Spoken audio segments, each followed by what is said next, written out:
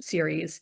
It Mm. was actually, it was very much, the spark was very influenced by my own life, because somebody who, an ex-boyfriend who was very important to my life at one point, but I'd Mm-hmm. lost touch with. He got married, I got married to somebody else, but he died. I found out that he died. Mm. And it really was like a gut punch, Yeah.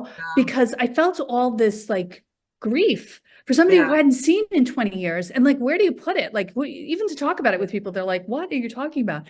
But it was a spark for a book. So, because of course, when you're feeling some deep feelings in your real life, if you're a writer, you put it into a book. So Right. in this book, my main character was a lawyer and a witch, and she had all these powers, and she didn't really want to be a witch. She kind of fought it.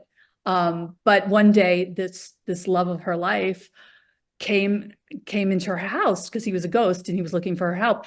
And Mm. a lot of like the things that she wanted to say, like, why did this happen? Like, why did you break up with me? Why didn't we work out? A lot of those things I was Yeah. able to say, I channeled some of the things that I would have Yeah. said if I had ever, been face to Yeah. face with this person. So, yeah. So sometimes you get to, one of the benefits of being a writer is you get to work out your own stuff, Right. you Right. don't, and you don't have to pay a therapist, $100 an hour. So that works out. Yeah, no, that sounds actually really cool. Yeah, because Yeah. who doesn't want to ask, an old boyfriend or something, a few things like that you didn't have I guess you weren't brave enough to ask, or you were too hurt to ask at the time. So yeah, Yeah. that's pretty interesting.